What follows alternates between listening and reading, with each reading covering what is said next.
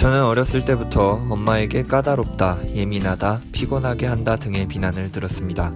마치 저의 민감함이 잘못처럼 느껴졌고 죄책감과 함께 위축되고 자존감이 낮아졌습니다. 센서티브를 읽기 전 저는 그냥 제가 특이한 성격을 가진 특이한 사람인 줄만 알았습니다.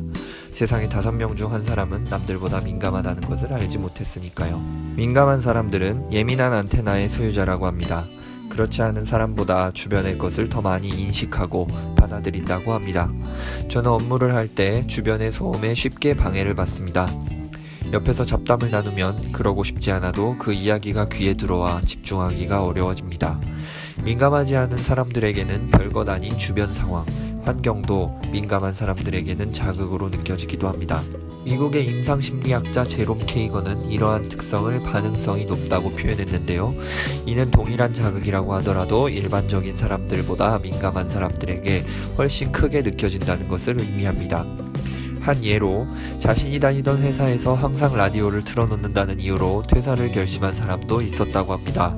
저의 경우 지하철이나 버스에서 다른 사람이 일행과 이야기를 나누거나 전화통화를 하면 그 소음이 너무나 듣기 싫어 이어폰을 귀에 꽂고 음악을 듣습니다.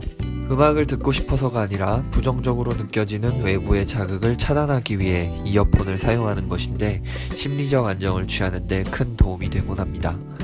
예민한 안테나를 가졌다는 것은 그만큼 많은 자극을 크게 받는다는 것이므로 쉽게 피곤해지며 많은 사람들과 오랜 시간 어울리는 것에 어려움을 느끼게 됩니다. 저자는 민감한 사람들이 자신을 부정하고 고치려고 하기보다 한계를 인정하는 것이 좋다고 합니다. 자기 자신을 위해 휴식 시간이나 자신만을 위한 시간을 갖고 회복할 수 있도록 말이죠. 반면 민감한 사람은 이러한 예민함 덕분에 감각을 통해 큰 기쁨을 느낍니다. 미술 작품을 감상하거나 자연의 소리나 음악을 듣고 꽃향기를 맡거나 아름다운 경치를 볼 때 일반 사람들보다 더 넓고 깊은 행복을 느낍니다. 민감한 사람은 공감 능력도 뛰어나 감정이입 능력이 훌륭합니다. 상대방의 감정을 본인의 것처럼 느낄 수 있지만 감정적 에너지 소모가 많아 쉽게 피곤해지기도 합니다. 또한 풍부한 내면 세계를 가지고 있어 상상력과 창의력을 발휘하는 직업군에 많이 종사합니다. 높은 기준을 가지고 자신에게 엄격하다 보니 자존감이 낮은 경우가 많습니다. 저자는 민감한 아이의 행동이 이상적으로 받아들여지지 않는 문화에서 자랄 경우 그럴 수 있다고 하는데요. 문제의 원인을 자신에게서 찾으려는 경향이 있는 민감한 아이는 엄마의 "너는 너무 예민해와 같은 비난에 일반적인 아이들보다 큰 영향을 받습니다. 사랑받기 위해 높은 기준을 세우고 그 기준을 만족시키지 못해 좌절하여 자존감이 낮아지고 다시 높은 기준을 세우는 악순환이 반복됩니다. 이러한 악순환을 끊기 위해서는 자신이 정한 행동 원칙을 어기고 기준을 낮추어야 합니다. 기준을 낮춰도 큰일이 일어나지 않으며 여전히 자신을 사랑해주는 사람이 있다는 것을 경험하며 점차 나아질 수 있다고 합니다. 민감한 사람들에게는 자기 자신에게 집중하는 시간이 필요합니다. 자신의 민감성을 즐길 수 있는 시간을 통해 회복하기 때문입니다.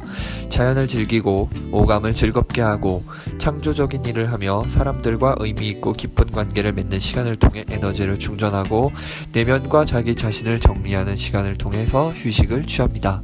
마지막으로 이 책의 부록에 자신이 얼마나 민감한 사람인지 알아볼 수 있는 테스트가 있습니다. 60점 이상이면 민감한 편이라고 하니 가까운 사람과 함께 해보면 재밌을 것입니다. 본 리뷰를 통해 민감하고 예민한 사람에 대해 더 깊이 이해할 수 있는 계기가 되었으면 좋겠습니다. 고맙습니다.